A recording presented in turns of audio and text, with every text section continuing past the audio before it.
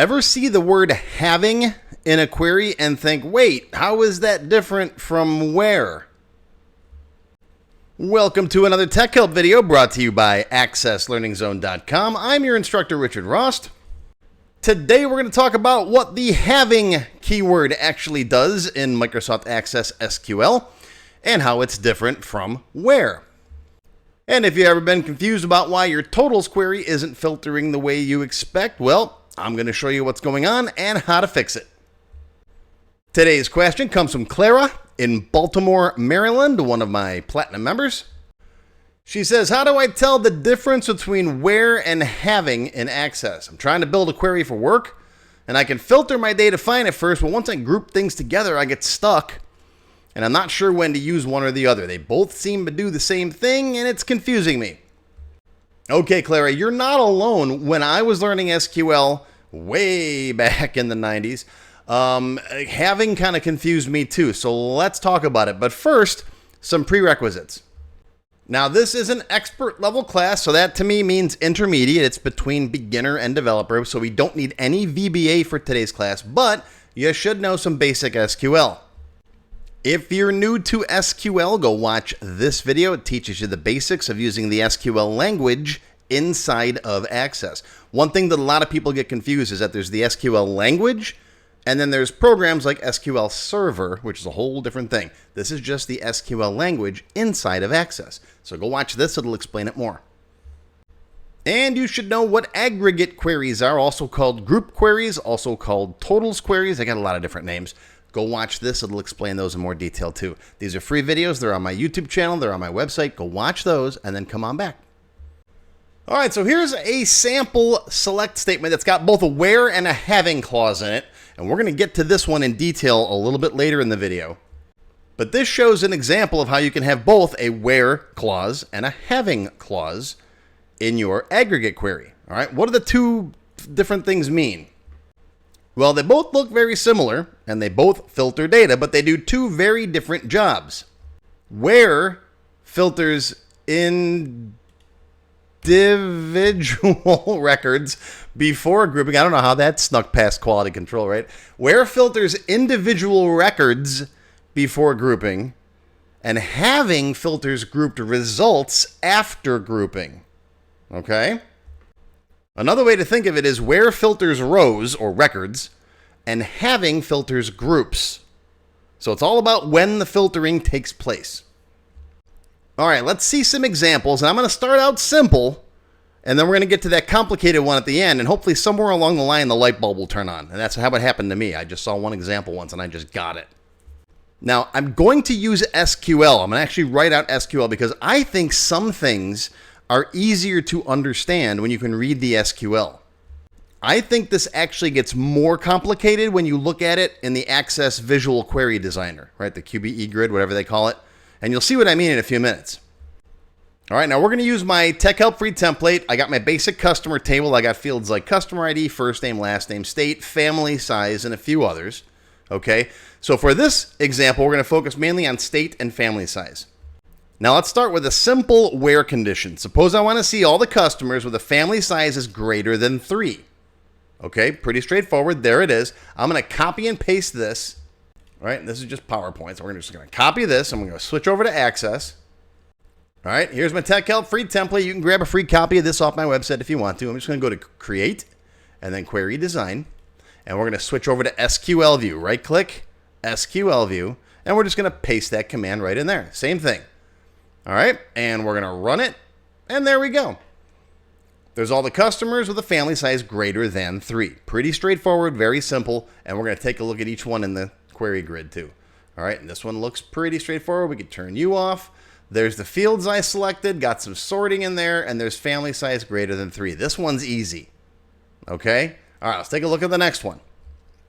All right, next we're going to create a basic aggregate query. Get rid of the where, and we're going to say select state, and I want the count of customer ID. So in other words, count the total number of customers. And I like to count auto number fields because you're guaranteed that each record is going to have an auto number, right? And we're going to call that customer count. That's an alias. So this count of customer ID is going to be called customer count. All right, from the customer table, group by the state, and then order by the state. All right, same thing. Let's copy this. Switch back over here. Let's go back into SQL view. I'm just going to paste right over that one. And then let's run it. And there we go. There's all of our states. There's our customer count, right? This means I got 6 total customers from Florida. If I open up the customer table and I come over here and I find state and I find state and I right click and I go equals Florida, I should get, 6 of them. Okay. Save changes. No. All right. So that's what that does. Basic customer count of how many customers are in each state. You're with me so far, right? The important thing is this is no longer looking at individual customer records. Okay? Now we're grouping records together and we're getting this. Each row represents a group of records. Now, from this result set, let's say I only want to see the states that have more than 2 customers. So I'm no longer filtering individual records. I'm filtering the group results. That's where having comes into play. Now, you could save this query as it is, right? Call it query 1, and then make a second query and read in those values and apply your criteria in the second query. That's one option, and there's nothing wrong with that. I do that all the time. But if you want to learn a little more advanced SQL, you can do it in the same query if you understand that having now works on this result. So now we're going to take this and we're going to add a having line there. Same thing, but now we're saying having that count of customer ID is greater than 2. Okay, so we'll take this, copy it. Okay, and what it's going to do is it's going to get rid of all these ones here basically, right? So let's go back into here. SQL view, we're just going to paste that in. And now with that having, look at that. See, we applied a criteria to the grouped result. That's what having does. So once again, where filters rows, having filters groups. Where filters the individual records before the grouping, having filters the grouped results after grouping. Now here's a mistake a lot of people make. They try to do a where in place of where they should have a having. And if you do this, copy, come back over here, and paste, you'll get an error. You can't have an aggregate function in a where clause. All right, that's what having is for. So remember the SQL order of operations. You know how in math you got that order of operations, right? PEMDAS, you got parentheses and exponents and then multiplication and division. They go together, left to right. Right? It's not multiplication then division. You see these memes online, everybody gets them wrong. In fact, I did a whole captain's log article about this a while back. But there's an SQL order of operations too. Memorize this. Select from, where, group by, having, order by. Yeah, I got to come up with an acronym for that. Let's think about it. Well, we can't come up with an acronym. You guys know an acronym is something that can actually be said like a word, right? Like radar is an acronym. FBI is not an acronym because you don't say FB, right? That's an initialism. This would more importantly be a mnemonic. So we'd do like silly Ferengi wear gold hats often or something like that. I just memorized it. It's like back in school, they always had you memorize the planets, right? With the Mary's velvet eyes. I just remember the order of the planets because I'm a space nerd, all right? Mercury, Venus, Earth, blah, blah, blah. Anyways, the order of operations, right? You got, oops, someone's beaming in. You got your select, which tells it what fields, right? Then Access figures out what table you're working with or tables, right? Then it applies the where to filter out the rows that you want. Then it groups those rows. Then it applies having to the grouped results, and then it sorts everything. All right, and that order matters. So let's do another example using average instead of count. Let's say I want to group the customers by state and only show states where the average family size is greater than 2. All right, so select state, average family size as average family size from customer table, group by state, having the average family size greater than 2, and then order by state. So we'll copy that. See how this is easier than looking at the query grid sometimes. You'll see on the last one. All right, run it, and there we go.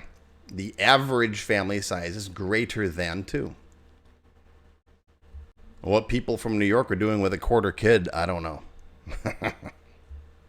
Okay, but we grouped by state, and then we said, of that result set, I want the ones where that average value is greater than 2. Now, let's put them all together. This is the one I showed you up at the top. Now, this makes a lot more sense, doesn't it?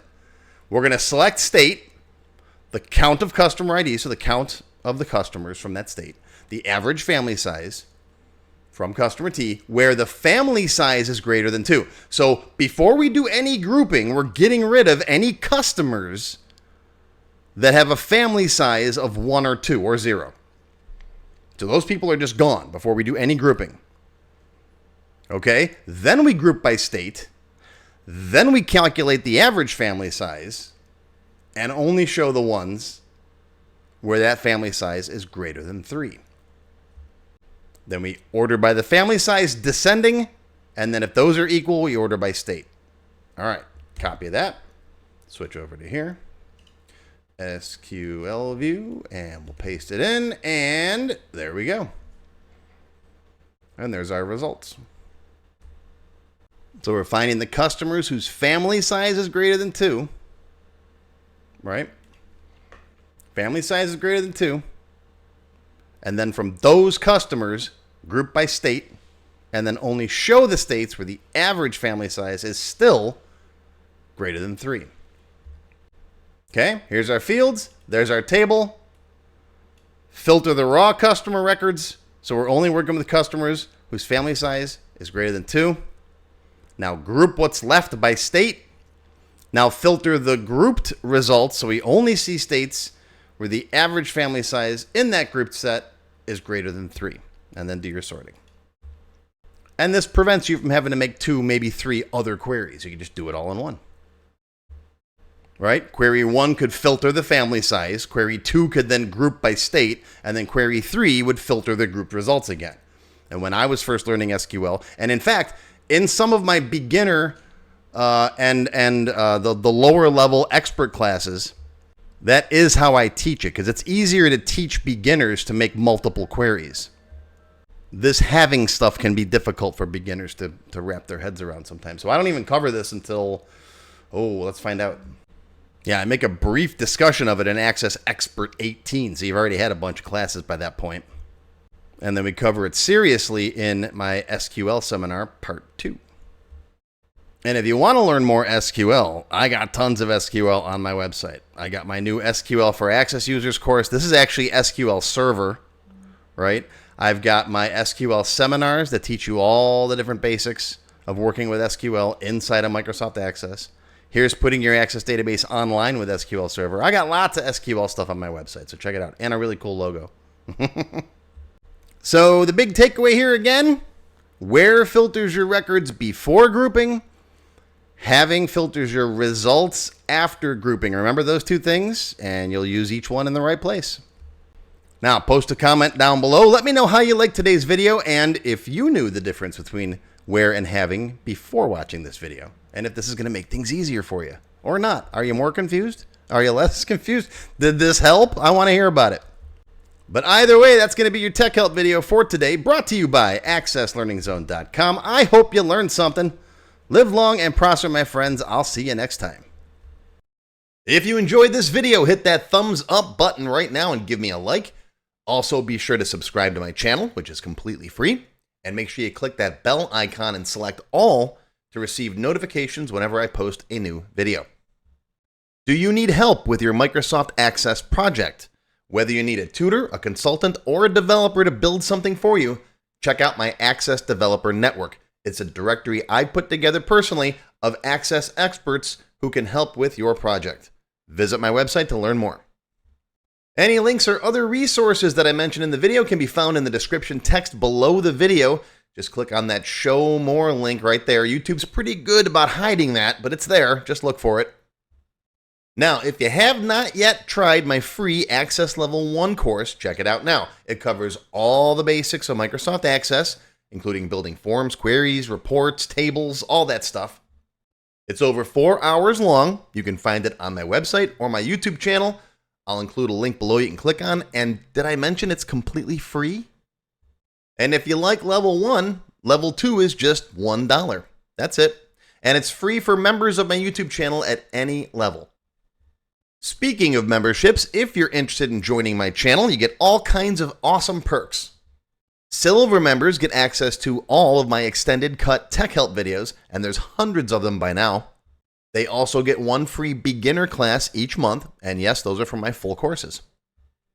Gold members get the previous perks plus access to download all of the sample databases that I build in my tech help videos. Plus, you get access to my code vault where I keep tons of different functions and all kinds of source code that I use. And gold members get one free expert class every month after completing the beginner series. Platinum members get all of the previous perks, plus they get all of my beginner courses, all of them from every subject. And you get one free advanced or developer class every month after finishing the expert series. And you can become a diamond sponsor and have your name listed on the sponsor page on my website. So that's it. Once again, my name is Richard Rost. Thank you for watching this video brought to you by AccessLearningZone.com. I hope you enjoyed. I hope you learned something today. Live long and prosper, my friends. I'll see you next time.